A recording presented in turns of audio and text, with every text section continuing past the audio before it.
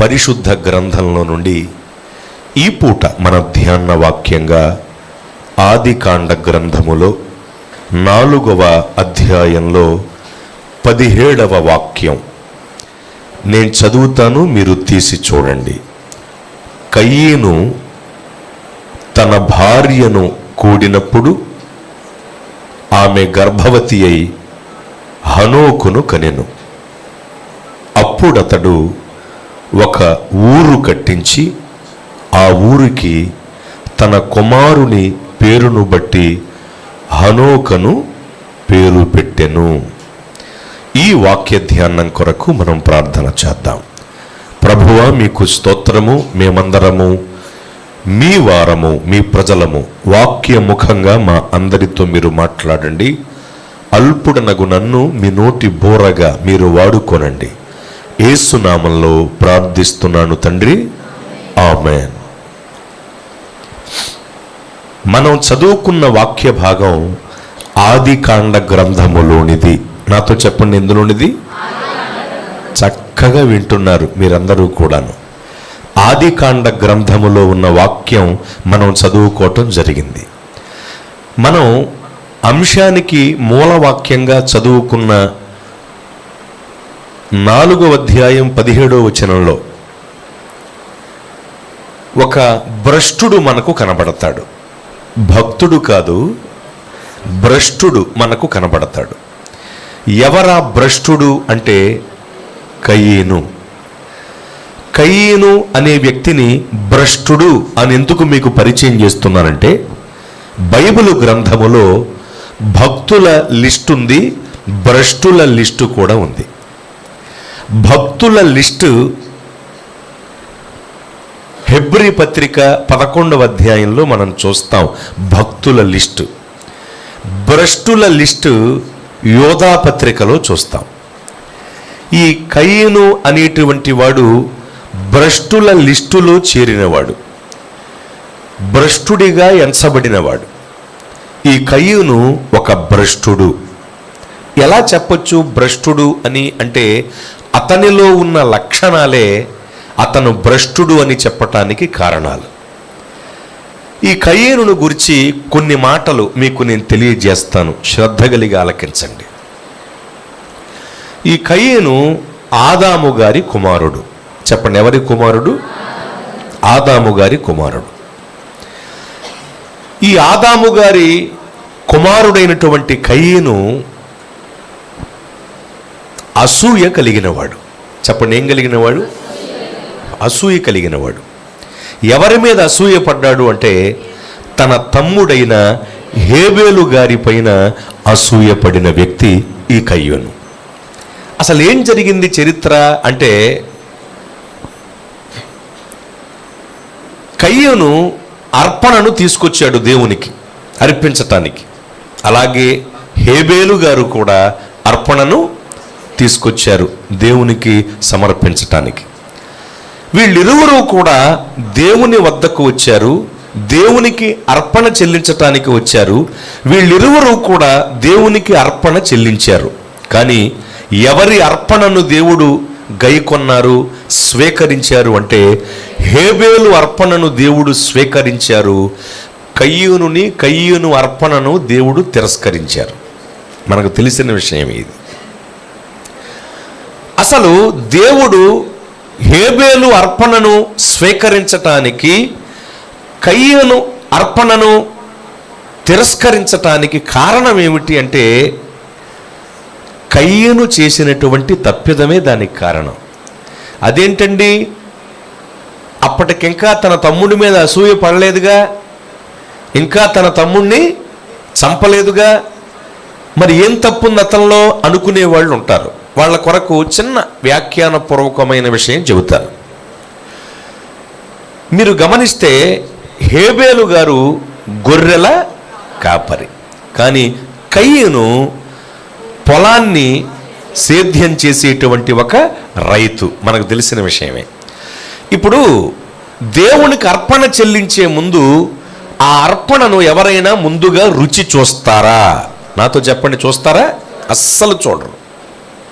ఎందుకంటే ప్రథమ ఫలము అంటే ప్రథమ ఫలమే. దేవునికి ఇచ్చే అర్పణ అంటే అర్పణే.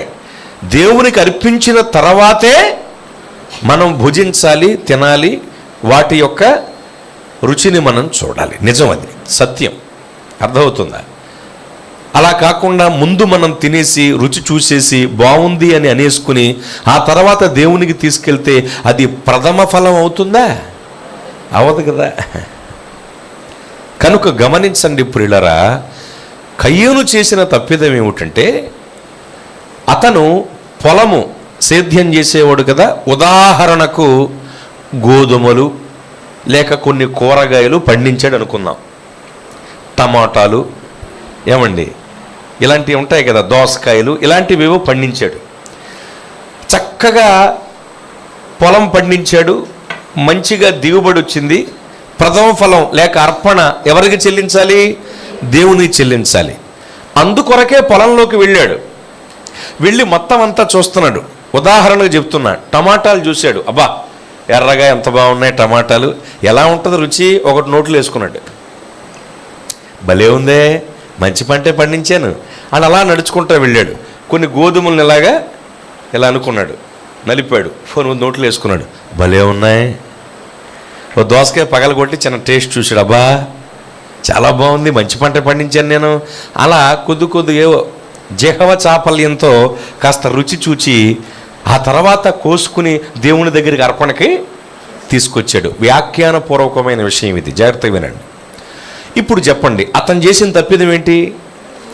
దేవునికి అర్పించకుండా ముందుగానే పొలము పంటను రుచి చూడటం. అది తప్ప కదా? తప్పే. దేవునిది దేవునికి ఇవ్వాలి, అది గుర్తుంచుకోండి. ఎప్పుడు కూడా దేవునిది దేవునికి ఇవ్వాలి. కనుక ఇతను ఏం చేశాడంటే ముందుగానే పొలము పంటలో కొంత రుచి చూచాడు. పండితులు, వ్యాఖ్యాతలు కూడా ఒప్పుకుని చెప్పిన విషయం ఇది.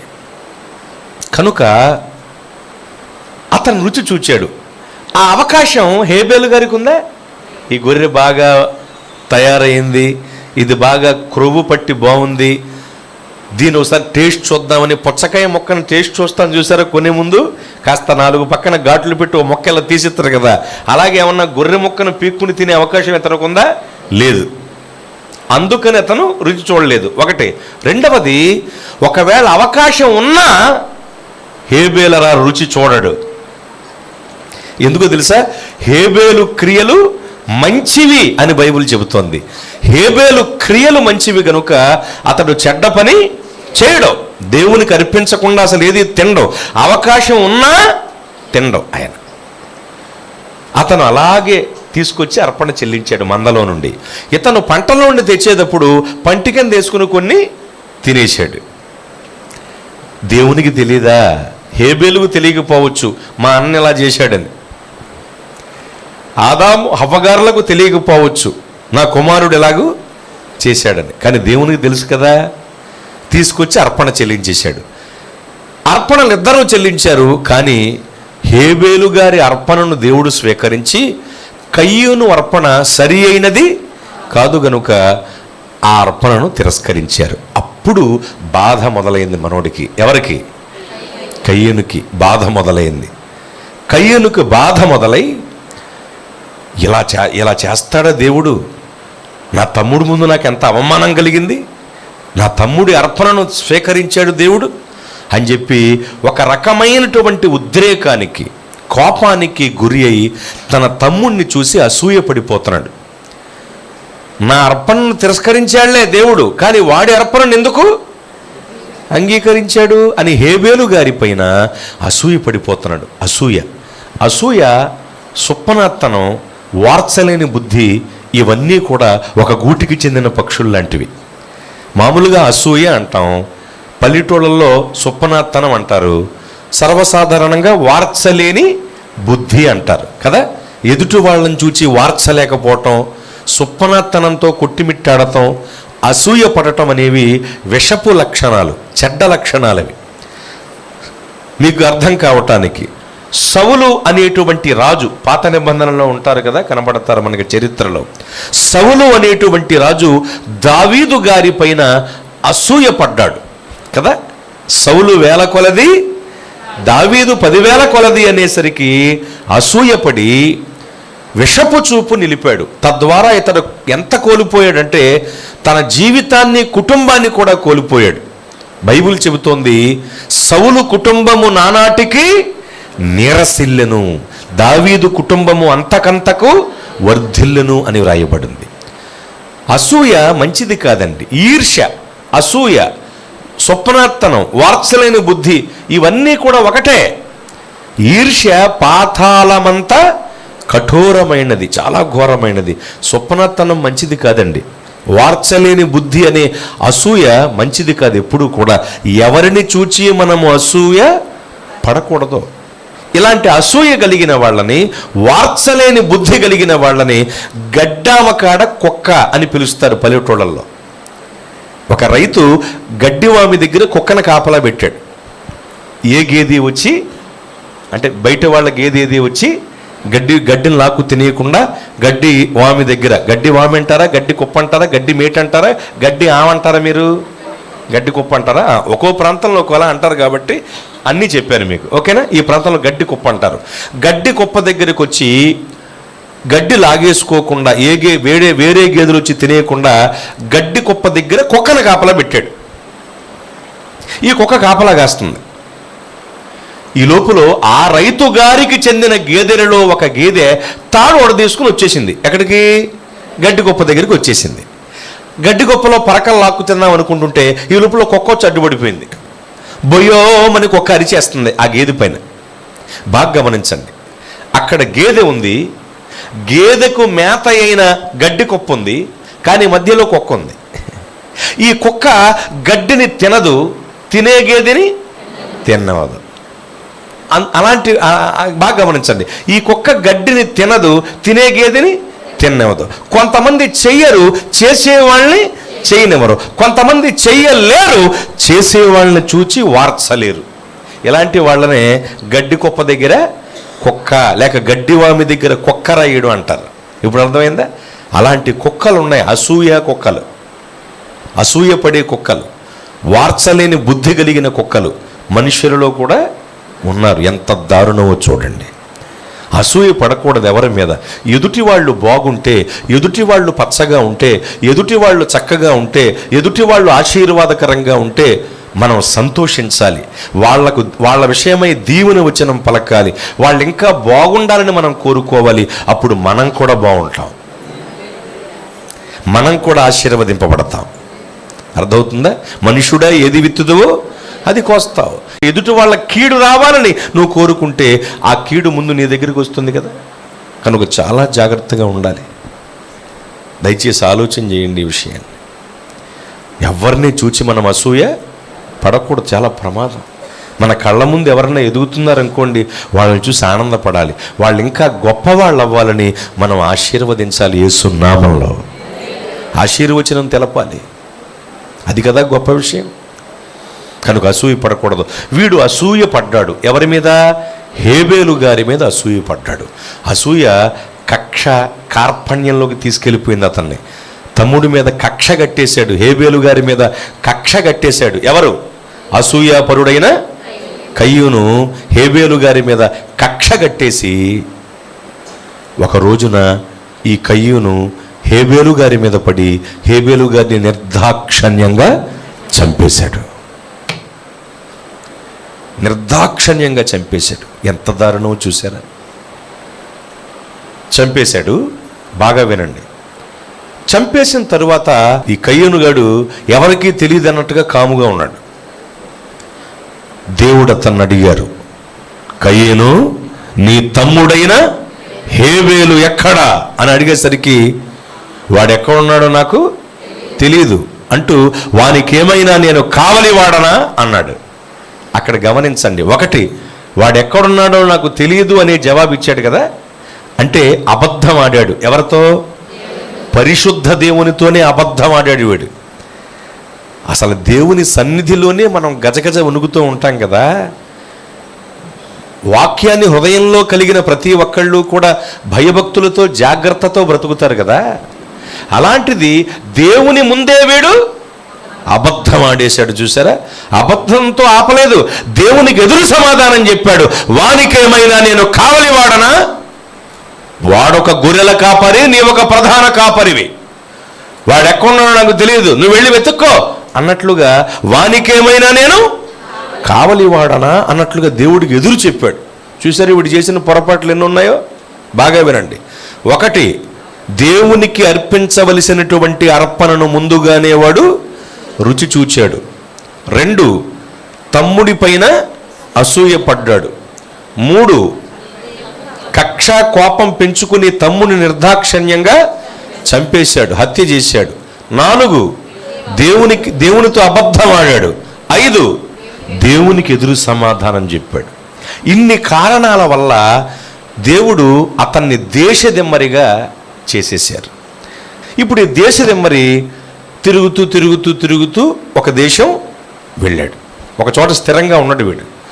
వెళ్ళి అక్కడ ఒక ఆమెను వివాహం చేసుకుని ఆమెను ఇతను కూడగా వాళ్ళిద్దరి కాపురానికి గుర్తుగా ఒక మగబిడ్డ పుట్టాడు. బాగా వినండి, ఒక మగబిడ్డ పుట్టాడు. ఆ పుట్టిన మగబిడ్డకు హనోకు అని పేరు పెట్టారు. ఏమని పెట్టారు? హనోకు అని పేరు పెట్టారు. సర్వసాధారణంగా మనం హానోకు అంటాం, కానీ హనోకు అనే ఉంటుంది తెలుగు బైబిల్లో. హా అనే అక్షరానికి పొల్లు ఉండదు. అలాగని అయ్యో ఇంతవరకు మేము పొల్లు పెట్టి పలికేసామని కంగారు పడకండి. హనోకు అనే మాటని వాడుక భాషలో హానోకు అని అంటాం, తప్పేమీ కాదు. ఓకేనా? రైట్. హనోకు అని పేరు పెట్టారు కుమారుడికి. ఇక్కడే మీకు విషయం తెలియాలి. బైబిల్లో 4 హనోకులు ఉన్నారు. చెప్పండి, ఎంతమంది? 4 హనోకులు ఉన్నారు. ఈ 4 కూడా ఆదికాండ గ్రంథానికి చెందిన వారే.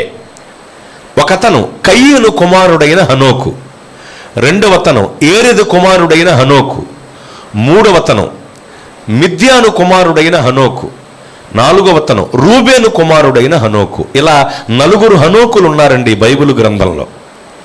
ఈ 4 హనోకులలో దేవునితో నడిచి నడిచి దేవుని చేత కొనుపోబడిన హనోక్ గారు 2వ హనోక్ గారు, ఏరెదు కుమారుడైన హనోక్ గారు. ఆదికాండ గ్రంథం 5వ అధ్యాయంలో మనకు కనిపించేటువంటి హనోక్ గారు దేవునితో నడిచి నడిచి దేవుని చేత కొనుపోబడిన హనోక్ గారు. ఈ హనోకు గారు కయ్యేను కుమారుడైన హనోకు, ఇద్దరూ ఒకటి కానే కాదు. ఈ విషయాన్ని దయచేసి గుర్తించండి. కయ్యేను కుమారుడైన హనోకు వేరు, దేవునితో నడిచి కొనుపోబడిన హనోకు గారు వేరు. ఇరువురు ఒకటి కాదు. సరే వినండి, 4వ అధ్యాయంలో మనకొక హనోకు కనబడుతున్నాడు. ఇతను ఎవరి కుమారుడు? కయ్యూను కుమారుడు. బాగా వినండి. దేశదిమ్మరి అయిన కయ్యూను పెళ్లి చేసుకుని కాపురం చేసి ఒక కుమారుణ్ణి కని ఆ కుమారుడికి హనోకు అని పేరు పెట్టాడు. పేరు పెట్టిన తర్వాత ఏం చేశాడు అక్కడ చూడండి. అప్పుడతడు ఒక ఊరు కట్టించి ఆ ఊరికి తన కుమారుడి పేరు పెట్టాడు. ఏమండి, వీలైతే మీరు అండర్లైన్ చేసుకోండి. అప్పుడతడు ఒక ఊరును కట్టించి అనే మాటలో ఊరు కట్టించి అనేది అండర్లైన్ చేసుకోండి. ఊరు కట్టించి అనేది అండర్లైన్ చేసుకోండి. ఏం కట్టించాడు ఇతను? గట్టిగా చెప్పండి, ఏం కట్టించాడు? ఇక్కడే మనం నేర్చుకోవలసిన గొప్ప అంశం ఉంది. ఆ అంశం చెప్పడానికి వివరాలన్నీ మీకు చెప్పాను. బాగా వినండి. ఇతను ఒక ఊరును కట్టించాడట. వింత ఏమిటో తెలుసా? ఊరిని కట్టుకోగలిగాడు కానీ జీవితాన్ని కట్టుకోలేకపోయాడు అతను. అసలు మనిషి కట్టుకోవాల్సింది ఏమిటి? మొదటిగా జీవితాన్ని కట్టుకోవాలి. అది గుర్తుంచుకోండి. ఇల్లు కట్టుకోవటం, ఏమండి, బిల్డింగుల మీద బిల్డింగులు కట్టడం, లేకపోతే ఊరిని కట్టించటం, పట్టణాన్ని కట్టించటం, ఈ కాదు. ముందు ఏం కట్టుకోవాలి? బ్రతుకులు కట్టుకోవాలి, జీవితాన్ని కట్టుకోవాలి. అర్థమవుతుందా? దేవుడు చెప్పిన మాటల బాటలో నడిచి జీవితాన్ని కట్టుకోవాలి. క్రీస్తు అనే బండ మీద బ్రతుకులు కట్టుకోవాలి. ప్రభు ద్వారా జీవితాన్ని కట్టుకోవటం ముఖ్యం కదా. ఏమండి, ఇల్లు కట్టుకోవటం కంటే గొప్ప పని ఏమైనా ఉందా అంటే జీవితాన్ని కట్టుకోవటం. అవునా కదండి? ఇప్పుడు వస్త్రము కంటే దేహము గొప్పది, దేహము కంటే ఆత్మ గొప్పది. అవునా కదా? అలాగే ఇల్లు కట్టుకోవటం కంటే, ఊరు కట్టుకోవటం కంటే జీవితాన్ని కట్టుకోవటం చాలా గొప్ప విషయం. బైబిల్ చెబుతోంది, పట్టణమును పట్టు రాజు కంటే, కట్టు రాజు కాదు, పట్టణమును పట్టు రాజు కంటే తన మనస్సుని స్వాధీనపరుచుకునేవాడు శ్రేష్ఠుడు అని లేఖనం చెబుతోంది. సైన్య సపరివార సమేతంగా ఒక ప్రాంతం పైకి యుద్ధానికి వెళ్ళి ఆ ప్రాంతాన్ని ముట్టడించి వారితో యుద్ధం చేసి ఆ ప్రాంతాన్ని జయించి ఆ రాజును జయించి ఆ దేశానికి ముఖ్య పట్టణమైన రాజధాని పట్టణాన్ని హస్తగతం చేసుకుని ఆ పట్టణాన్ని పట్టుకుని విజయ వికటట్టహాసం చేసేటువంటి మహారాజు కంటే తన మనస్సుని స్వాధీనపరుచుకునేవాడే శ్రేష్ఠుడు అని బైబిల్ చెబుతుంది. చూసారా, అంత పోరాటం చేసి పట్టణాన్ని పట్టుకునేవాడి కంటే ఒక దగ్గరుండి తన మనస్సుని స్వాధీనంలో పెట్టుకునేవాడే శ్రేష్ఠుడట. ఎంత గొప్ప విషయం! అరే, మనస్సుని స్వాధీనపరుచుకోవటం అంటే తన జీవితాన్ని ఏమండి కుదుటపరుచుకోవటం కదా, నిలకడ చేసుకోవటం కదా. ఎందుకంటే మనస్సుని స్వాధీనపరుచుకుంటే జీవితం బాగుంటుంది, అవునా కదా? మనసు కోతి లాంటిది, పరిపరి విధాలుగా పారిపోతూ ఉంటుంది. పట్టణాన్ని పట్టురాజు కంటే మనస్సుని స్వాధీనపరుచుకునేవాడు ఎలా గొప్పవాడో, ఊరును కట్టించటం కంటే జీవితాన్ని కట్టుకున్నవాడే గొప్పవాడు. కయ్యూను జీవితాన్ని కట్టుకోలేకపోయాడు, ఊరు కట్టించాడట. ఉపయోగం ఏంటి? ఏమండి, లోకానంతా సంపాదించుకుని తన ప్రాణమును పోగొట్టుకుంటే వానికి ఏమిటి ఉపయోగం, ఏమి లాభం అన్నట్టుగా ఊరును కట్టించేశాడు కానీ తన జీవితాన్ని కట్టుకోలేకపోయాడు అతను. బాగా వినండి, నేను చెబుతున్నాను, ఈ కూడికలలో ఖచ్చితంగా మన బ్రతుకులను మనం కట్టుకోవాలి. నువ్వు అనుకుంటున్నావు నీ వ్యాపారాన్ని నిలబెట్టుకోవాలని, ప్రార్థన చేస్తున్నావు, దేవా నా వ్యాపారం బాగుండాలయ్యా, పెట్టే పెట్టుబడికి తగిన నూరంతల దీవెన రావాలయ్యా అని ప్రార్థన చేస్తున్నావు వ్యాపారాన్ని నిలబెట్టుకోవటానికి. నీ ఉద్యోగంలో ఇంకా ఉన్నత స్థాయికి వెళ్ళటానికి ప్రార్థన చేస్తున్నావు, ఆస్తికి కర్తగా మారటానికి ప్రార్థన చేస్తున్నావు, నీకున్న రణబాధలు తీరిపోవాలని ప్రార్థన చేస్తున్నావు.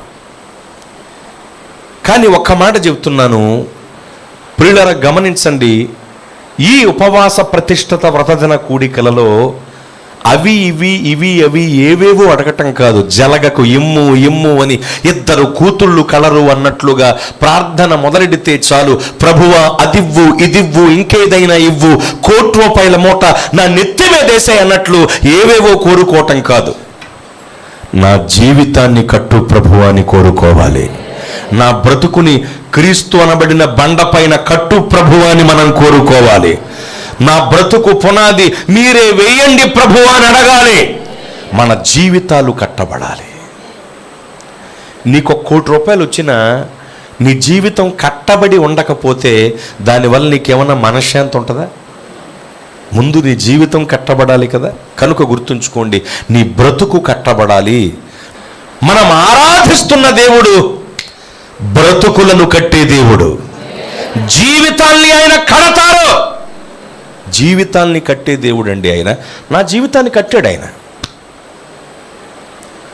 నా జీవితాన్ని కట్టాడు. నా 18వ ఏట నేను చేతబడి శక్తుల చేత పట్టి పీడింపబడి చచ్చే స్థితికి దిగజారిపోయి నేను చనిపోతున్నాను అన్న విషయం నాకు తెలిసి మరణ భయము చేత పట్టి పీడింపబడుతున్నప్పుడు, వీడు ఎలాగో చనిపోతాడులే కుర్రోడు, అయ్యయ్యో చచ్చిపోబోతున్నాడు ఈ కుర్రోడు అని అందరూ వచ్చి చూసి వెళుతుంటే, ఒక తల్లి, రక్షణ పొందిన తల్లి, ప్రభు మార్గంలో ఉన్న తల్లి, కూలి పని చేసుకునే ఒక తల్లి అందరిలాగా చూసి వెళ్ళిపోకుండా చూసి వెళ్ళేటప్పుడు నాకు యేసయ్యను పరిచయం చేసిందండి. నాకు సువార్త చెప్పింది ఏ రెవరెండో 22, 32, 102 బిషపో కాదండి. కూలి పని చేసుకునే ఒక సాధారణమైన తల్లి ప్రభువుని పరిచయం చేసింది. దేవుడు ఎంత గొప్పవాడో చూసారా? ఆయన ఎవరో నాకు తెలియకపోయినా నేనెవరో నా బ్రతుకేమిటో యేసయ్యకి బాగా తెలుసు కనుక ఆమె ద్వారా ప్రభువు నాకు పరిచయం అయ్యారండి. నీ కొరకు ప్రార్థన చేయిస్తాను బాబు, నీ కొరకు సంఘంలో ప్రార్థన చేయిస్తాను బాబు, యేసయ్య నిన్ను బ్రతికిస్తాడు బాబు, మీ బాధపడకు బాబు అని, యేసయ్యను నమ్ముకో బాబు అని చెబుతుంది ఆవిడ. ఆ సమయంలో ఆవిడ అలా చెబుతుంటే నేను తిరస్కరించాను. చింత చచ్చిన పులుపు సావదన్నట్టు తిరస్కరించాను. నేను అంత అలాంటి దయనీయమైన పరిస్థితులు ఉండి కూడా తిరస్కరించానండి. మా నాన్నగారు పూజారి, పౌరోహిత్యం చేసే వ్యక్తి. నేను మా నాన్నగారిని స్ఫూర్తిగా తీసుకుని మంత్రోచ్చరణ నేర్చుకుని పౌరోహిత్యం చేసేవాడిని. ఏమండి ఆ పొగరు ఏమంటే ఆ విధానం అంత అంత క్షీణించిపోయినా చావలా నాలో. ఆ మతపిచ్చవి చావక తిరస్కరించానండి. అంత ఒంట్లో బాగోకపోయినా ఆమె ఏమీ బాధపడలేదమ్మా. దైవ ప్రేమ, దేవుడే ఆ క్షమాగుణాన్ని ఆవిడికి అనుగ్రహించారు, ప్రేమ గుణాన్ని ఇచ్చారు. ఏమి ఆమె అనుకోకుండా వెళ్ళి మళ్ళా 4-5 రోజులకు వచ్చిందమ్మా నా దగ్గరికి. బాబు ప్రార్థన చేయిస్తున్నాను బాబు, దేవుడు నిన్ను బ్రతికిస్తాడు బాబు అంది. రోజుకొక రకంగా నా ఆరోగ్య పరిస్థితి దిగజారిపోయి చావుకు దగ్గరైపోతున్న నేను రెండవసారి కూడా ఆమె నన్ను మన్నించి వచ్చి నాకు దేవుని గురించి చెబుతున్నప్పుడు ఇంక ఒప్పుకోక తప్పలేదండి. ఎందుకంటే అప్పటికే నా ఆరోగ్య పరిస్థితి బాగోలేదు. నేను నమ్మి మొక్కిన వాళ్ళు ఎవ్వరూ నన్ను ఆదుకోలేదు, నాకు సహాయం చేయలేదు. సరే ఈయన ఏమైనా సహాయం చేస్తాడేమో చూద్దామని సరేనండి అన్నాను. ఆమె ఆనందంగా వెళ్ళిపోయి ఎవ్వరూ చూడకుండా చిన్న బైబిల్ తీసుకొచ్చి నేనున్న గదిలోకి వచ్చి, ఎందుకంటే ఒంటరిగా ఉండాలని, చీకట్లో ఉండాలన్నట్టుగా ఉండేది నా మనసు ఆ సమయంలో, దురాత్మల చేత పట్టి పీడింపబడుతున్నప్పుడు.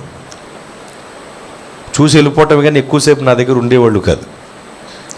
వచ్చి తలకడి తిండి కింద పెట్టింది బైబిల్.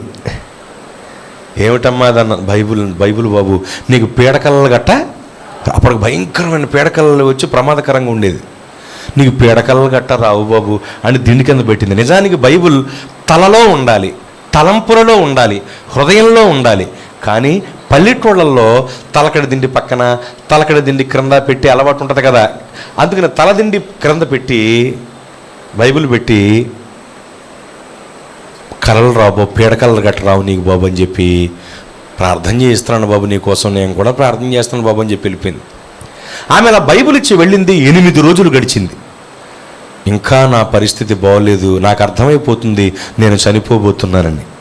అప్పుడు ఏం చేశానంటే, నేను నమ్మి మొక్కిన వాళ్ళు ఎవరు నాకు సహాయం చేయలేదు కదా, సరే ఈయన ఏదో చేస్తారు అంటే ఈయన వల్ల కూడా ఏమీ కాలేదు అని చెప్పి బైబిల్ గ్రంథాన్ని మెల్లగా ఇలా తీసి విసిరి కొట్టేశాను ఒక మూలకి, గదిలో ఒక మూలకిలాగా విసిరి కొట్టేసిన కొద్దిసేపటికి అనిపించింది, ఎందుకు నేను అలా చేశాను.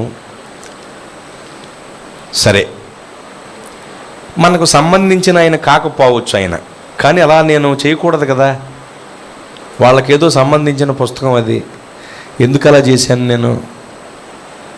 పోనీ ఈరోజు చూస్తే బాగుండేది కదా, ఈ ఒక్కరోజు చూస్తే, ఈ ఒక్క రాత్రి చూస్తే బాగుండేది కదా అని నాకే అనిపించి మెల్లగా వెళ్ళి ఆ మూలన పడి ఉన్న బైబిల్ని తెచ్చుకుని నా దగ్గర పెట్టుకున్నాను.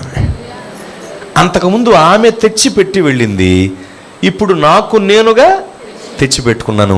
ఆశ్చర్యం ఏమిటంటే ఆ రాత్రే ప్రభు నన్ను దర్శించారు, ముట్టి స్వస్థపరిచి లేవనెత్తారు, ఆరోగ్యమును ఆయుష్ను అనుగ్రహించారు.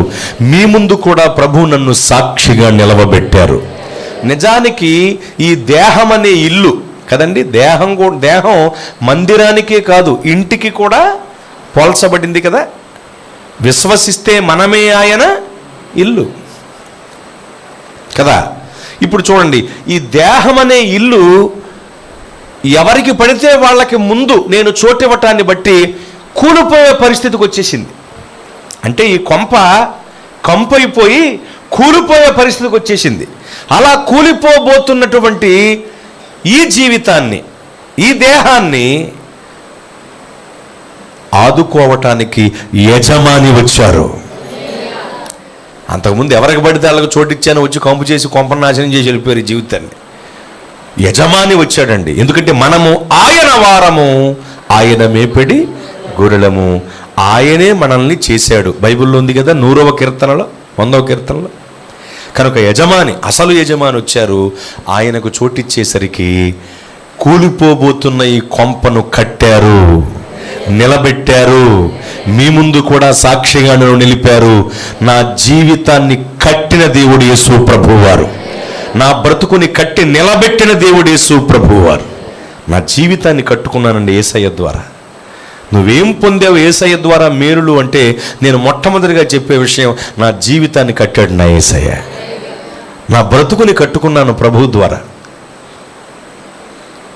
అర్థమవుతుందా? అయితే ఇక్కడే ఒక మాట చెప్తున్నాను. ఇప్పుడు మన జీవితాన్ని క్రీస్తు అనబడిన బండపైన మనం పునాది వేయబడి కట్టబడినదిగా ఉంచుకోవాలి.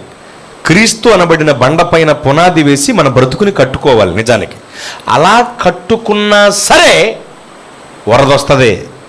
అది మర్చిపోవద్దు. మళ్ళీ వరదొస్తుంది, వానొస్తుంది, తుఫాన్ వస్తుంది, గాలి వీచి కొట్టుద్ది. ఎందుకంటే ఇసుకపై పునాది వేయబడి కట్టబడిన ఇంటిపైకి, బండ మీద పునాది వేయబడి కట్టబడిన ఇంటిపైకి కూడా ఏమొచ్చింది? వరదొచ్చింది, వానొచ్చింది, తుఫాన్ వచ్చింది, గాలి వీచి కొట్టింది. 2 ఇళ్ల మీదకి వచ్చిందా, ఒక ఇంటి మీదకి వచ్చిందా? అంటే బండ మీద కట్టబడిన ఇంటి మీద కూడా వచ్చిందా లేదా? వచ్చింది. కానీ బండ మీద పునాది వేయబడి కట్టబడటాన్ని బట్టి ఆ వరద, వాన, తుఫాను, గాలి ఆ ఇంటిని ఏమీ చేయలేకపోయింది. కనుక ప్రభువులో జీవితం కట్టబడినంత మాత్రాన కష్టాలు రావని నేను చెప్పట్లా, వస్తాయి. కానీ మబ్బు విడిపోయినట్లుగా విడిపోతాయి. అక్కరలు కలుగుతాయి. కానా అనే ఊరిలో జరిగిన వివాహ వేడుకలో యేసు ప్రభువు వారు అక్కడ ఉండినప్పటికీ అక్కర కలిగింది. కానీ ఆయన ఉన్నారు కనుక ఆ అక్కర తీర్చబడింది, లోటు పోడ్చబడింది. అలాగే క్రీస్తు అనబడిన బండ మీద మన బ్రతుకులు కట్టబడితే, మన జీవితాలను ఆయన ద్వారా కట్టుకుంటే వచ్చే కష్టాలు, నష్టాలు, ఇబ్బందులు, శ్రమలు, ఇరుకులు, ఇరకాటాలు ఇవన్నీ కూడా, రుణాలన్నీ కూడా ఒక రోజుకి మబ్బు విడిపోయినట్లుగా విడిపోతాయి. గట్టిగా స్తోత్రం చెప్పండి.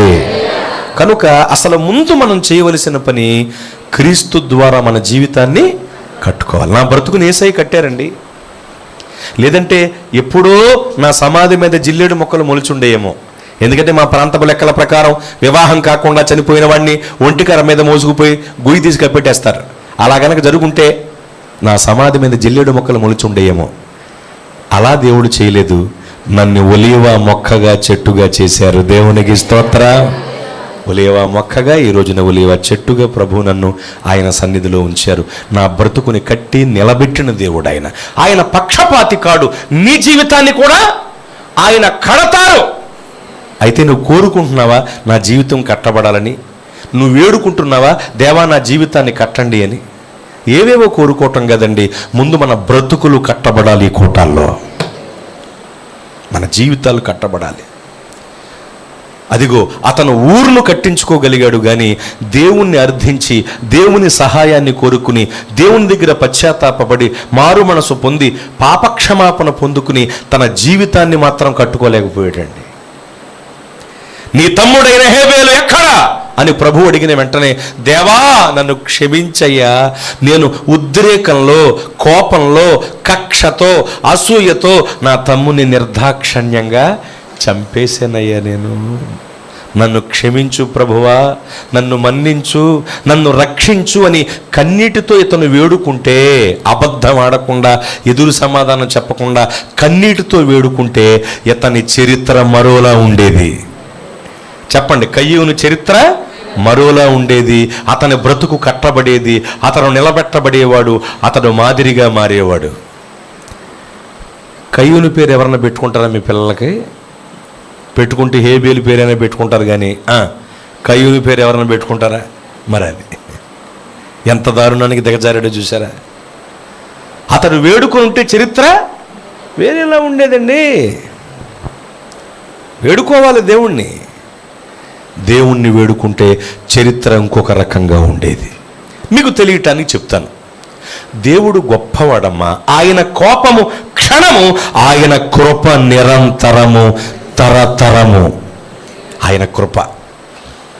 దేవుణ్ణి వేడుకుంటే బ్రతుకులు కడతాడు. నేను ఒక మాట చెప్పనా, ఈ కయ్యూనుగాడు దేవుణ్ణి వేడుకుని ఉంటే ఖచ్చితంగా ఇతని బ్రతుకుని దేవుడు కట్టేవాడే. అబద్ధం ఆడకుండా, ఎదురు చెప్పకుండా,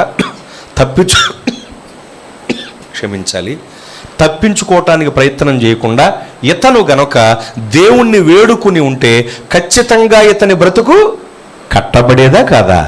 కట్టబడేదే. కానీ తన జీవితాన్ని కట్టుకోకుండా ఊరును కట్టించిన ఇతను ఏమయ్యాడు తెలుసా?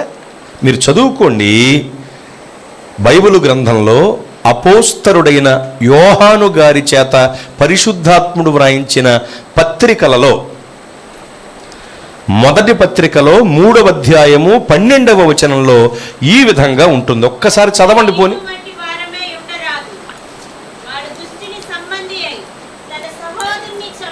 చాలండి, గమనించండి. మనము కయ్యూని వంటి వారము కారాదు. ఎందుకు? మనం కయ్యూనులాగా ఉండకూడదు, అలాంటి వాళ్ళం కాకూడదని బైబిల్ చెబుతుంది. ఎందుకు అంటే వాడు దుష్టుని సంబంధి. దుష్టుడు అంటే ఎవరు చెప్పండి? సాతానుగాడు. హేబేలు గారేమో దైవ సంబంధి, కయ్యూనుగాడు దుష్టుని సంబంధి. అంటే వీడిది కయ్యూని మినిస్ట్రీ, హేబేలు గారిది సియోను మినిస్ట్రీ. అది ఇప్పుడు అర్థమైందా మీకు? అదనమాట అండి. ఈ కయ్యూని మినిస్ట్రీలో మనం ఉండకూడదు, ఈ కయ్యూనుగాడిలాగా మనం ఉండకూడదు. వాడు దుష్టుని సంబంధి, ఎందుకంటే వాడి క్రియలు చెడ్డవి. వాడి క్రియలు చెడ్డమైనందున తన తమ్ముడిని చంపేసేటవాడు. వాడి క్రియలు చెడ్డవి. నిజంగా వాడు ప్రభువుని తగు కాలములో, తగిన సమయములో వేడుకొని ఉంటే వీడి బ్రతుకు, వీడి చరిత్రే మారిపోయేది. కానీ అలా చేయలేదు కాబట్టి అతని జీవితాన్ని అతను కట్టుకోలేకపోయాడు. దేవుణ్ణి వేడుకుంటే, ఇప్పుడైనా దేవుణ్ణి వేడుకుంటే నీ బ్రతుకునైనా కడతారు. కయ్యూను కట్టుకోలేకపోయాడు. సంఘమా, విశ్వాసి, నీ జీవితాన్ని నువ్వు కట్టుకోవచ్చు. నువ్వెక్కడ పడిపోయావో, నీలో అసూయ ఉందో, నీలో ద్వేషం ఉందో, నీలో కఠినత్వం ఉందో, నీలో ఏ పాపం ఉందో నాకు తెలియదు, కానీ నీలో ఎటువంటి మాలిన్యము, మచ్చ, డాగు, కలంక ఉన్నా ఈరోజు ప్రభు సన్నిధిలో వాటిని ఒప్పుకుని విడిచిపెట్టి దేవుని సహాయాన్ని కోరుకుంటే నీ బ్రతుకుని నిజంగా ఆయన కడతారు. నీలో ఏ కుటిలత్వం ఉన్నా, చెడున్నా అది ఇప్పుడే దేవుని దగ్గర ఒప్పుకుని విసర్జిస్తే నీ జీవితాన్ని ఆయన కట్టి నిలబెడతారు. బైబిల్లో కొన్ని ఉదాహరణలు మీకు చూపిస్తాను. చెడి పడిపోయి దేవుని సహాయాన్ని కోరుకుని బ్రతుకులు కట్టుకున్న వాళ్ళు ఉన్నారు బైబిల్లో. వాళ్ళ గురించి మీకు చెప్తాను. మొట్టమొదటి అతను, అంటే మీకు తెలియటానికి చెప్తున్నాను ఈ విషయాలు, యెఫ్తా. బైబిల్లో యెఫ్తా అనే ఒక వ్యక్తి ఉన్నారు. యెఫ్తా వేశ్య కుమారుడు. యెఫ్తా తన స్వజనంలో నుండి తరిమి వేయబడిన వాడు. యెఫ్తా ప్రాణభయంతో టోబు దేశం పారిపోయిన వాడు. యెఫ్తా అక్కడ అల్లరి మోకతో తిరిగినవాడు, అల్లరి మోకతో కలిసినవాడు. అతని దగ్గరికి వెళ్ళారు అల్లరి జనం, వాళ్ళతో కలిసి ఉంటున్నాడు మనోడు. అలాగా చెడిపోయి పడిపోయి టోబు దేశంలో బ్రతుకుతున్న అతను ఒక రోజున దేవుని సన్నిధికి వచ్చాడు. అంటే దేవుడే అతనికి ఒక అవకాశం ఇచ్చారు. బాగా వినండి, కయ్యూను కూడా దేవుడు అవకాశం ఇచ్చారు. కయ్యూను హేబేలును చంపిన సంగతి దేవునికి తెలియదా? తెలుసు. అందుకనే నీ తమ్ముడైన హేబేలు ఎక్కడ? రోజు అడుగుతాడు అతను, అలాగా అడగడు కదా. ఆ రోజు అడిగాడంటే అర్థం ఏంటి? దేవునికి తెలుసు. అడిగాడు, ఏంటి నీ తమ్ముడైన హేబేలు ఎక్కడా అన్నాడు. అప్పుడు కనుక అతను నిజంగా వేడుకుని ఉంటే, ఏమండి, తెలియనట్టుగా అడుగుతున్న దేవుణ్ణి, దేవా నీకు తెలియకుండా ఉంటుందా అయ్యా, నువ్వు అలా అడుగుతున్నావు కానీ అయ్యా ఇలా చేశానయ్యా అయ్యా అని వేడుకుంటే ఖచ్చితంగా అది దేవుడు అతనికి ఇచ్చిన అవకాశం అయ్యేది. అతడు నిజంగా మారు మనసు పొందితే అతని బ్రతుకు కట్టబడేది. అవునా కదా? దేవుడు ఎవరికైనా ఒక అవకాశం ఇస్తాడు జీవితంలో, ఖచ్చితంగా అవకాశం ఇస్తాడు. మనం పట్టించుకోం అంతే.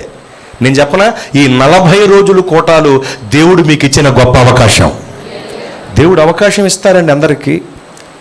ఇదిగో మీరు గమనిస్తే ప్రియులరా, యెఫ్తా గారికి ఒక అవకాశాన్ని దేవుడు ఇచ్చారు. ఆ అవకాశాన్ని అతను సద్వినియోగం చేసుకున్నాడు. సద్వినియోగం చేసుకోవటానికి ఏం చేశాడు తెలుసా? మిస్పాకి వెళ్ళాడు. అతను మిస్పా అనే ప్రాంతానికి వెళ్ళాడు, దేవుని సన్నిధిలోనికి వెళ్ళాడు, తన స్థితి అంతయో దేవునికి చెప్పుకున్నాడు. బైబిల్ చెబుతున్నమాట.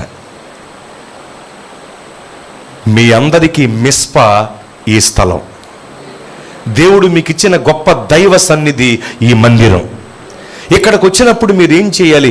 యెఫ్తాలాగా మీ స్థితి దేవునికి చెప్పుకోవాలి. నోటి మాటల ద్వారా, కంటి చూపుల ద్వారా, ప్రవర్తన ద్వారా, చేతల ద్వారా, నడవడిక ద్వారా, తలంపుల ద్వారా ఎక్కడ మీరు తప్పిపోయారో మీ గురించి మీకే బాగా తెలుసు. ఒకటి దేవునికి తెలుసు, రెండు మీ గురించి మీకే బాగా తెలుసు. కనుక ఇలాంటి ఉపవాస ప్రతిష్ఠిత వ్రతదిన కూడికల అవకాశం మీకు దొరికింది కనుక ఖచ్చితంగా మీ స్థితి అంతా దేవునికి చెప్పుకోవాలి. అమ్మా, ఏ మనుషుడికైనా మీరు చెప్పారనుకో, వాళ్ళు మిమ్మల్ని అల్లరి చేయొచ్చు, హేళన చేయొచ్చు, చిన్నచూపు చూడొచ్చు. కానీ దేవుడు అలా కాదమ్మా. నిన్ను క్షమించి నిన్ను హక్కున చేర్చుకుని నీ బ్రతుకుని కట్టి బాబు నీ జీవితాన్ని నిలబెడతాడు యేసయ్య. దేవునికి స్తోత్రం. కనుక దేవునికి చెబుతావా? ఈరోజు యెఫ్తా చెప్పినట్టు యెఫ్తా యెహోవా సన్నిధికి వెళ్ళి తన స్థితి అంతా చెప్పుకున్నాడండి. తన బ్రతుకంతా చెప్పుకున్నాడు దేవునికి. కప్పు కొనక ఒప్పుకుంటే కనికరము పొందుతారు కనుక కనికరించే దేవుడు అతన్ని కనికరించి అతన్ని బ్రతుకుని కట్టి అతన్ని నిలబెట్టి అతన్ని న్యాయాధిపతిని చేసి అతనికి యుద్ధములో జయాన్ని దేవుడు అనుగ్రహించారు. న్యాయాధిపతిగా అతన్ని దేవుడు హెచ్చించారు. యెఫ్తా గారు చెడిపోయినవాడు కాదా? పడిపోయినవాడు కాదా? అల్లరి మోకతో తిరగలేదా? తొలివేయబడినవాడు కాదా? వేశ్య కుమారుడు కాదా? అలాంటి వ్యక్తి జీవితాన్నే దేవుడు కట్టి నిలబెట్టి హెచ్చించినప్పుడు నీ బ్రతుకును ఆయన కట్టలేడా? ఖచ్చితంగా నీ జీవితాన్ని ఆయన కడతారు ఈ కోటాల్లో ఇక్కడ. అలాగే సంసోను గారు ఉన్నారమ్మా బైబిల్ గ్రంథంలో, తెలుసు కదండి. పెద్ద పరిచయం లేదు, మా ఇంటికి ఎప్పుడు రాలేదని చూస్తున్నారు వాళ్ళు. సంసోను గారు ఉన్నారండి లేఖనంలో. సంసోను గారు చెడిపోయినవాడు కాదమ్మా, పడిపోయినవాడు కాదా? అభిషేకాన్ని కోల్పోలేదా? బలహీనుడు అయిపోలేదా? అసలు నిజానికి ఎంత బలవంతుడండి అతను, సామాన్యుడా? అలాంటి బలవంతుడు దైవాభిషేకాన్ని, నాజీరుతనాన్ని కోల్పోయి బలహీనుడైపోయాడు, శత్రువుల చేతికి చిక్కిపోయాడమ్మా. స్త్రీ లోలత్వంలో పడి శత్రువు చేతికి చిక్కిపోయి ఏమండి శక్తినంతా కోల్పోయిన వాడిగా ఈడ్చుకుపోబడ్డాడు కదా. తల గొరిగించి వేయబడింది. 7 జడలు ఉండేయట తనకి. ఎన్ని జడలు? ఒక జడ ఉంటేనే కోటానికి సమయానికి రారు మనోళ్ళు. అలాంటిది 7 జడలు ఉన్నాయనుకోండి అక్కకే. రోజుకో జడ, 7 జడలు, వారానికి 7 రోజులు కదా, 7 జడలు, ఏ రోజు కోటానికి రారు వీళ్ళు. మనోడికి 7 జడలు అంట, మామూలు విషయం కాదు. మొత్తం ఆ జడలన్నీ కూడా, జుట్టు అంతా కూడా గొరికించేసిందండి. నాజీరుతనాన్ని కోల్పోయాడు, అభిషేకాన్ని కోల్పోయాడు, బలహీనుడు అయిపోయాడు, శత్రువులకు చిక్కాడు, ఈడ్చుకుపోబడ్డాడు. ముంజులు తోడినట్లుగా 2 కనుగుడ్లు తోడేశారు, తిరగలు తిప్పించేశారు అతనితో. ఏదో గానుగెద్దుని గానుక్కి కట్టి తిప్పేస్తారో చూసారా, అలాగే తిరగలు తిప్పించేశారు అతనితో. ఓ చోటకి ఈడ్చుకొచ్చేశారు. వాళ్లకు సంబంధించిన గుడిలో స్తంభాలు కట్టేశారు. నేనేమంటున్నానంటే ఈరోజు మీతో, ఎంతో బలవంతుడు పడిపోయాడు, చెడిపోయాడు సంసోను గారు. అవునా కదా? ఎంత బలవంతుడండి. ఒకసారి సింహం వచ్చింది అతనికి ఎదురుగా, అతని మీదకి. సింహాన్ని మేక పిల్లను చీల్చినట్లు చీల్చేశాడు. ఒకసారి పెద్ద ఇనపగొమ్మాన్ని ఎత్తుకెళ్ళిపోయి కొడితే భూమిలోకి అది దిగబడిపోయింది. ఒకడే, ఎవరు సాయం లేరు. ఇంకా నక్కల్ని పట్టి వాటి తోకల్ని కట్టి మధ్యలో దివిటీలు పెట్టి ఫిలిస్తీన్ల కుప్పల్ని తగలెట్టేశాడు. ఒకసారి కోపం వచ్చి ఫిలిస్తీయ ప్రాంతానికి వెళ్ళి కనబడినట్లుగా పట్టుకుని తుంటి మీద పెట్టుకుని విరిచేసాడు. ఇలాగా పట్టం విరుచుకుంటూ వెళ్ళిపోయాడు. ఒక్కొక్కడిని పట్టుకోవటం విరిచాడు, ఎముకలు విరిచేశాడు కనబడినోళ్ళ. గాడిద దవడ ఎముక దొరికింది ఒకసారి. ఫిలిస్తీయ సర్దార్లు వస్తున్నారు ఇతని మీద పట్టానికి.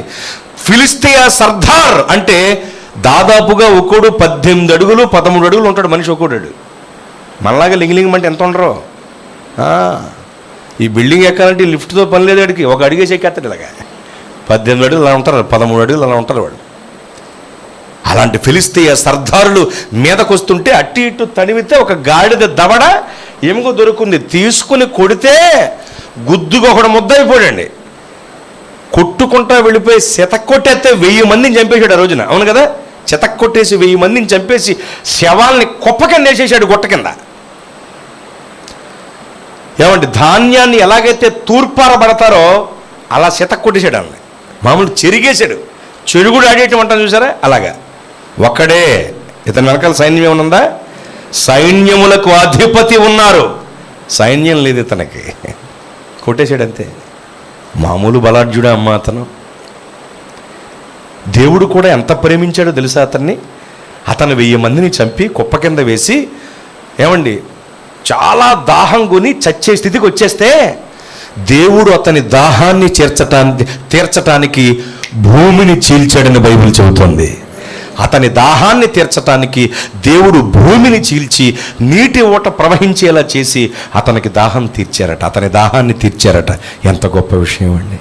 దేవుడు కూడా అతన్ని అంతగా ప్రేమించారు, తోడై ఉన్నారు అభిషేకం ద్వారా.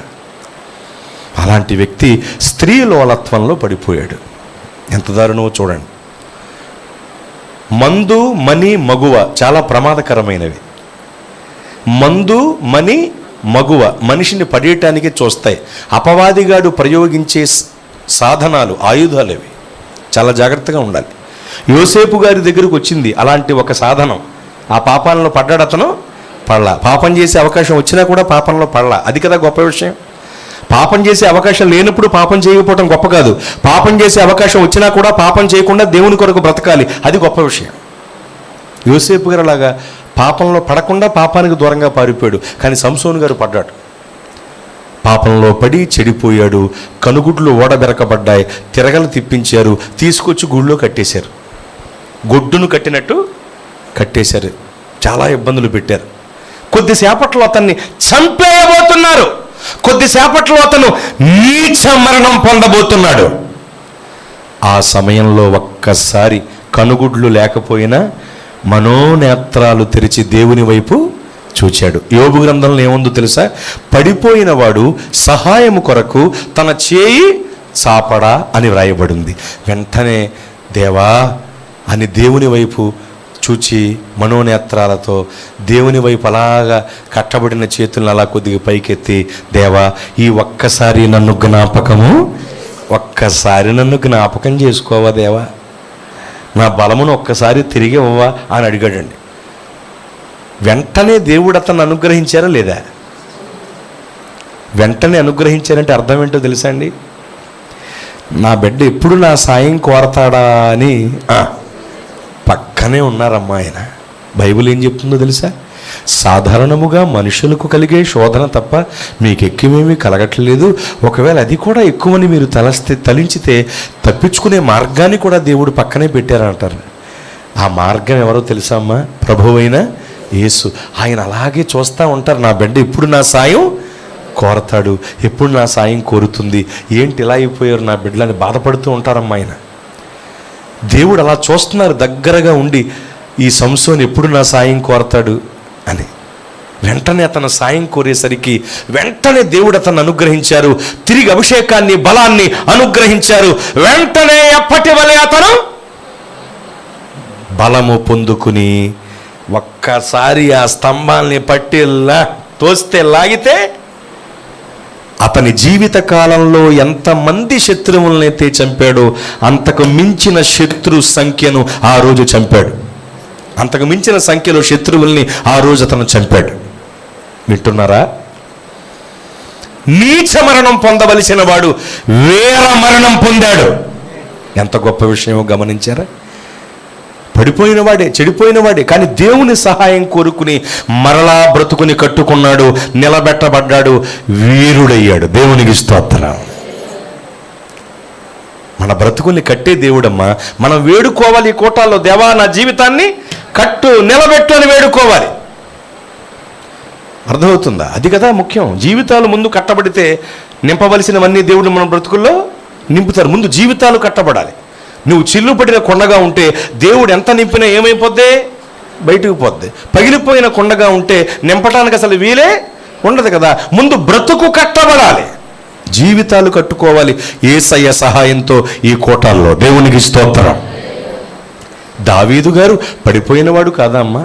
చెడిపోయినవాడు కాదా? జిగటగల ఊబిలో పడి ఉండగా నాడుగులు స్థిరపరచి నిలిపితివయ్యా, జిగటగల ఊబిలో పడియుండగా నా అడుగులు స్థిరపరచి నిలిపితివయ్యా. హిస్సోపుతో నన్ను కడుగుము యేసయ్యా, హిమము కంటెను తెల్లగా మార్చయ్యా. నీకేమి చెల్లింతు నా మంచి యేసయ్యా, నా జీవితమంతా అర్పింతు నీకయ్యా. ప్రేమ కరుణ నీ కృప చాలు, ప్రేమ కరుణ నీ కృప చాలు. చాలునయ్యా చాలునయ్యా, నీ కృప నాకు చాలునయ్యా, నీ కృప నాకు చాలునయ్యా. స్తోత్రం.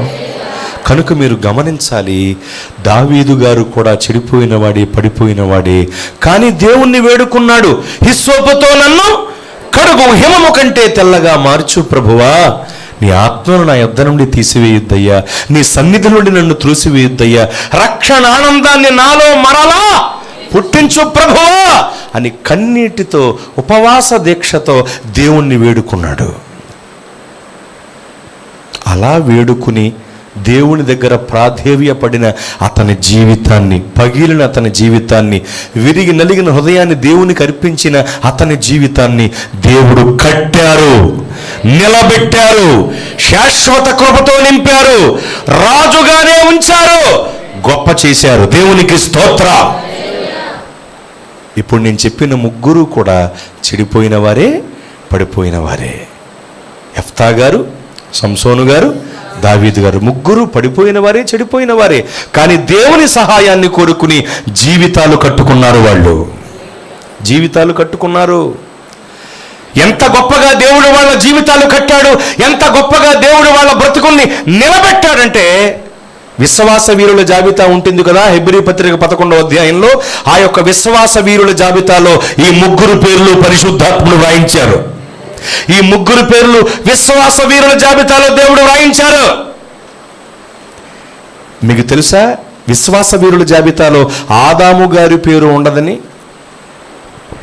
విశ్వాస వీరుల జాబితా హేబేలు గారితో మొదలవుతుంది. అంటే ఎవరి పేరు లేదు అక్కడ? ఆదాము గారి పేరు లేదు. ఆదాము గారు ఎవరు?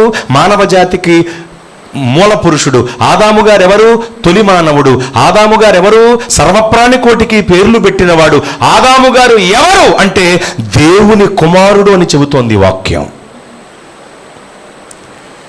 అంత గొప్ప అత్యున్నతమైన వ్యక్తి ఆదాము గారు. అలాంటి ఆదాము గారి పేరు విశ్వాస వీరుల జాబితాలో లేదు. ప్రధానమంత్రి గారి కుమారుడైనంత మాత్రాన గిన్నీస్ బుక్లో పేరెక్కించేస్తారేటి? రాజుగారి కుమారుడైనంత మాత్రాన్ని గిన్నీస్ బుక్లో పేరు రాసేస్తారా? ప్రపంచంలో ఎవరూ సాధించలేనిదేదో సాధించి చూపిన వాళ్ళ పేర్లే వ్రాయబడి ఉంటాయి గిన్నీస్ బుక్లో. అలాగే ఆధ్యాత్మిక జగత్తులో విశ్వాసము ద్వారా, విశ్వాసము కలిగి, విశ్వాసము ద్వారా ఎవరు సాధించలేనివి సాధించి చూపెట్టిన వాళ్ళ పేర్లే విశ్వాస వీరుల జాబితాలో వ్రాయబడి ఉంటాయి. అందుకని ఆదాము గారి పేరు విశ్వాస వీరుల జాబితాలో లేదు. కానీ ఈ ముగ్గురు పేర్లు ఎవరు? వాళ్ళు యెఫ్తా గారు, సంసోను గారు, దావీదు గారు. ఈ ముగ్గురు పేర్లు విశ్వాస వీరుల జాబితాలో పరిశుద్ధాత్ముడు వాయించారు. అంటే వీళ్ళని ఎంత గొప్ప చేశారండి దేవుడు. విశ్వాస వీరుల జాబితాలో దేవుడు చేర్చారు. పడిపోయిన వాళ్ళు కదా, చెడిపోయిన వాళ్ళు కదా, వాళ్ళ పేర్లు ఎందుకు విశ్వాస వీరుల జాబితాలో రాయించాడు పరిశుద్ధాత్ముడు అంటే, వాళ్ళు తమ బ్రతుకులను దేవుని సహాయం కోరుకుని తిరిగి కట్టుకున్న వాళ్ళు. అందుకని వాళ్ళ పేర్లు విశ్వాస వీరుల జాబితాలో వ్రాయబడ్డాయి. వాళ్ళ పేర్లను విశ్వాస వీరుల జాబితాలో వ్రాయించిన దేవుడు మీ పేర్లు జీవ గ్రంథంలో వ్రాయిస్తారు. ఇప్పుడు నీ బ్రతుకును నువ్వు దేవుని సహాయంతో కట్టుకున్నప్పుడు. ఊరును కట్టించాడట పెద్ద ఉత్తముడు. మరి కయ్యూను దుష్టుని సంబంధి ఊరును కట్టించాడు, కానీ తన జీవితాన్ని కట్టుకోలేకపోయాడు. మరి నీ జీవితాన్ని నువ్వు కట్టుకుంటున్నావమ్మా?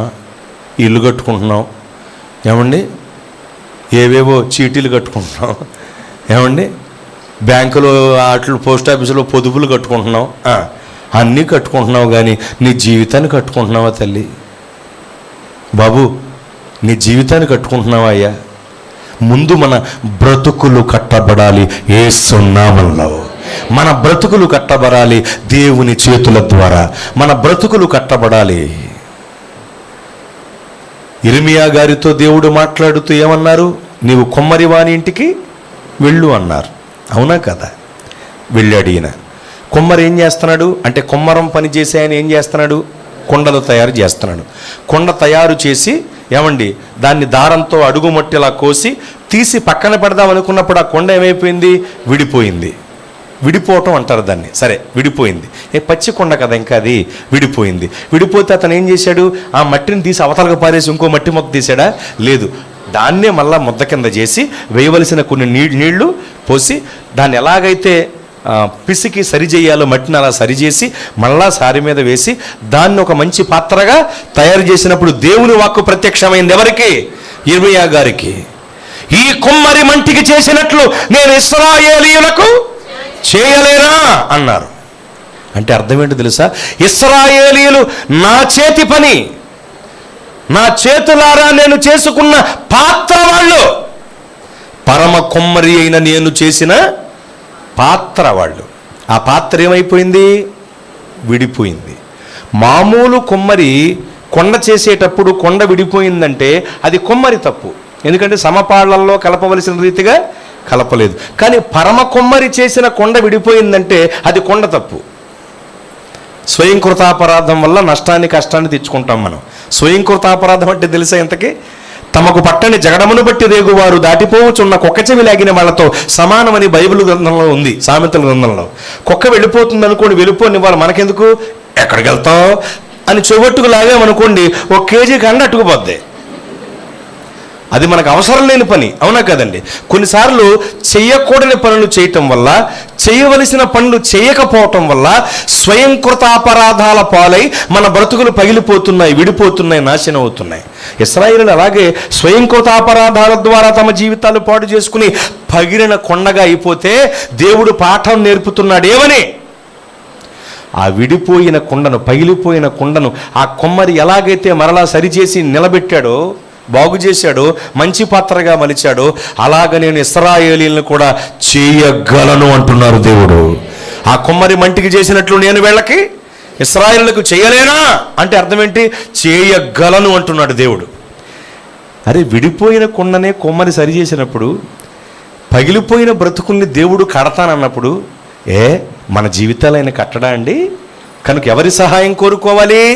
ఏ దాదాల సహాయమో, బాబాల సహాయమో, ఏమండి గారడీగాళ్ళ సహాయమో, అలాంటి వాళ్ళ సహాయాలు కోరుకోకూడదు. దాదాలు, బాబాలు, స్వామీజీలు, గజకర్ణ, గోకర్ణ, టక్కు టమారాలు చేసే గారడీగాళ్ళు, రంగురాళ్ళ ఉంగరాలు అమ్మేవాళ్ళు, నోడిక్షన్ పౌడర్స్ అమ్మేవాళ్ళు లోకంలో చాలామంది ఉన్నారు. వారి సహాయాన్ని కోరుకోవటం వల్ల నీ బ్రతుకు కట్టబడదు. ఎందుకంటే నీలో ఉన్న ఒక దెయ్యాన్ని పక్కకు పిలిచి ఇంకో 2 దెయ్యాలను తగిలించి నీలో పెడతారు వాళ్ళు.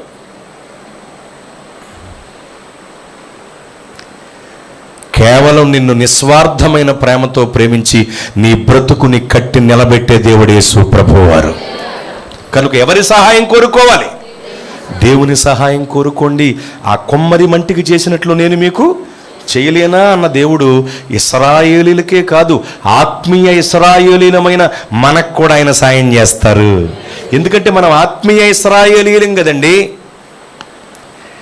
వాళ్ళు ఐగుప్తు దాస్యపు శృంఖలాలలో చిక్కుకుపోతే మనం పాపమనే దాస్యపు కాడి కింద చిక్కుకుపోయాం. వాళ్ళు ఐగుప్తు ఫరో అధికారం కింద నలిగిపోతే మనం అపవాది అనబడిన ఈ లోకాధికారి అధికారం కింద నలిగిపోయాం. వాళ్ళు గొర్రెపిల్ల రక్తము ద్వారా విమోచింపబడితే మనం యేసు రక్తము ద్వారా విమోచింపబడ్డాం. వాళ్ళు ఐగుప్తును విడిచిపెడితే మనము లోకమనబడిన ఐగుప్తును విడిచిపెట్టాం. వాళ్ళు వాగ్దాన దేశానికి యాత్ర చేస్తే మనము పరలోకానికి చేరటానికి ఆత్మీయ యాత్ర చేస్తున్నాం. వాళ్ళు కేకారణ్య యాత్ర చేశారు, మనము లోకారణ్యంలో యాత్ర చేస్తున్నాం. ఇలా చూసుకుంటూ వెళితే వాళ్ళు ఇశ్రాయేలీయులు, మనము ఆత్మీయ ఇశ్రాయేలీయులం.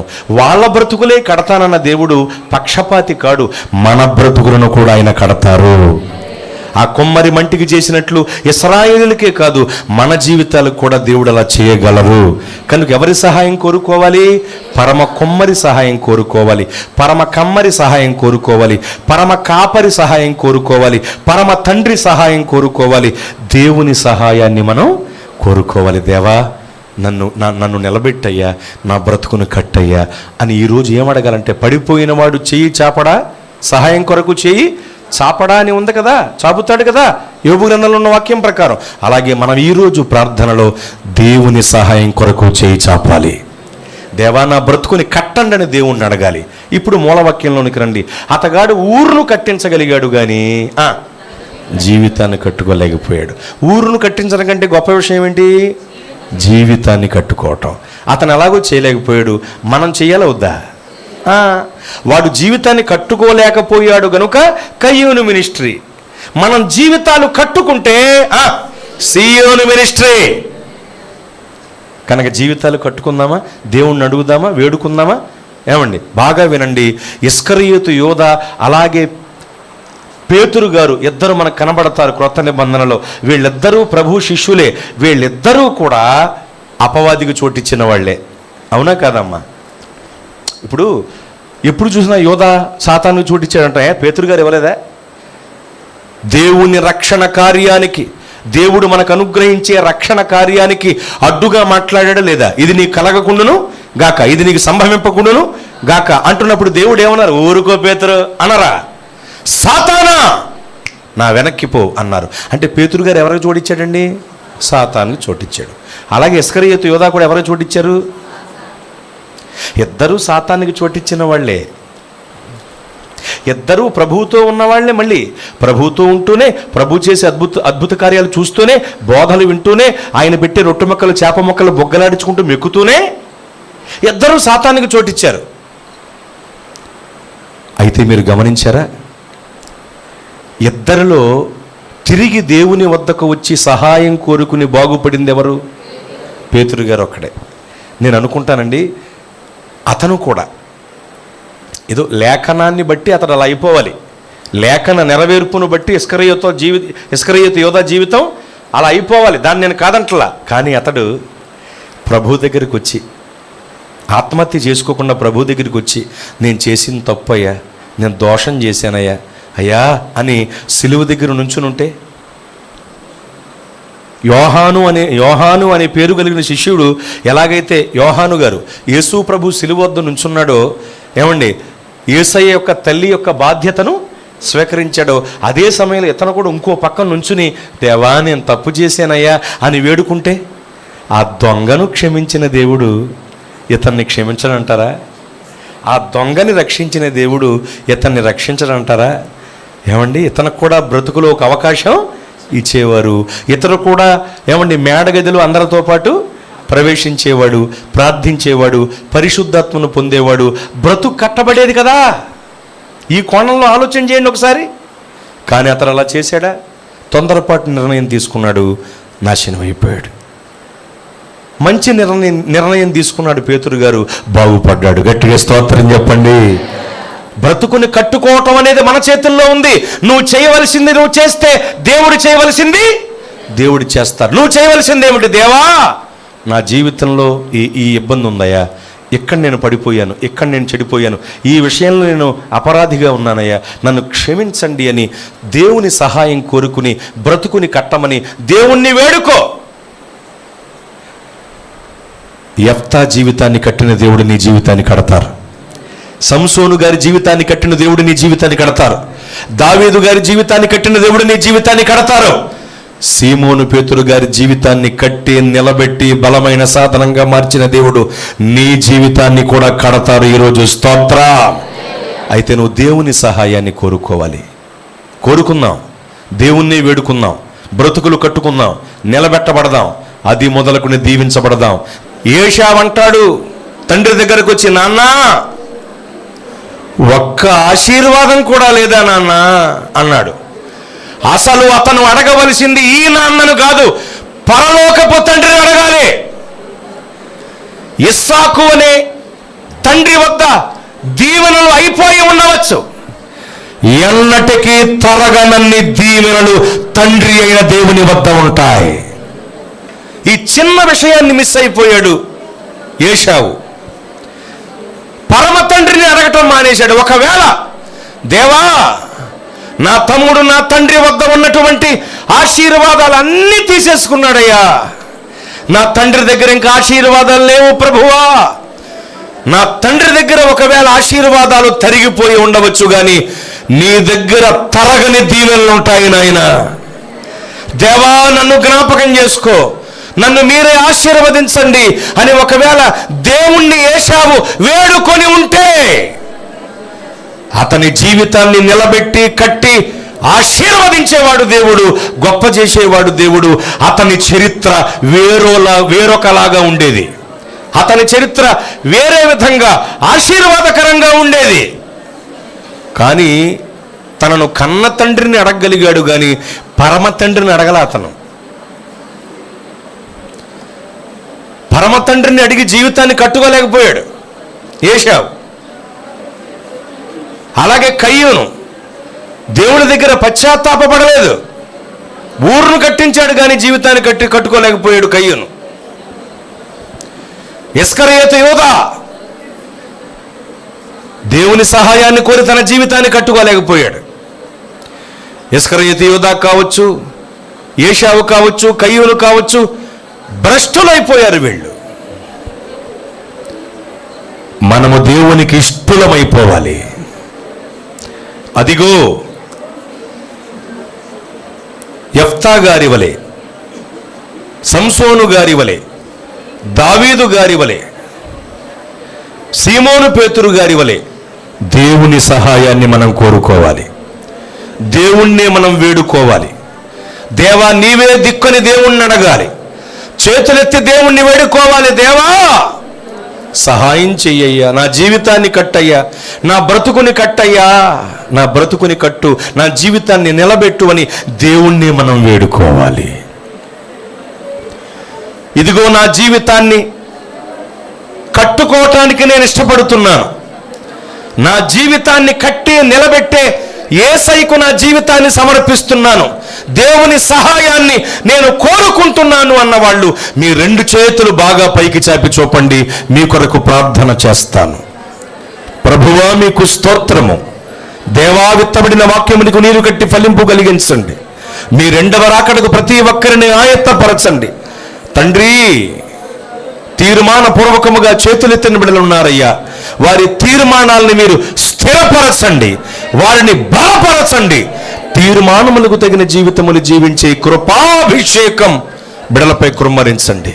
మీకే మహిమ కలుగునుగాక, మీకే మహిమ కలుగునుగాక. దేవా, అందరి జీవితాలు కట్టండి, బ్రతుకుల్ని నిలబెట్టండి, ఒక అద్భుతమైన సైన్యంగా మార్చండి. ఎండిన ఎముకలకు జీవమిచ్చిన దేవుడు మీరు, మాంసం ఇచ్చిన దేవుడు మీరు, నరములను అనుగ్రహించిన దేవుడు మీరు, రక్తాన్ని అనుగ్రహించిన దేవుడు మీరు, సైన్యంగా సిద్ధపరిచి నిలబెట్టిన దేవుడు మీరు. ప్రతి ఒక్కరి జీవితాలు కట్టండి, నిలబెట్టండి. బ్రతుకులు కట్టే దేవా, జీవితాన్ని నిలబెట్టే యేసయ్య, అందరి బ్రతుకులు కట్టి జీవితాన్ని నిలబెట్టమని, బిడలందరి హస్తాలను మీ చేతుల్లోనికి తీసుకుని లేవనెత్తమని, కృంగి ఉన్న వారిని లేవనెత్తి, పడిపోయిన వారిని లేవనెత్తి ఉద్ధరించే దేవా, అందరినీ ఉద్ధరించమని యేసునామంలో ఈ మనవులన్నీ అడిగి జవాబు పొంది ఉన్నాము తండ్రి. ఆమేన్, ఆమేన్.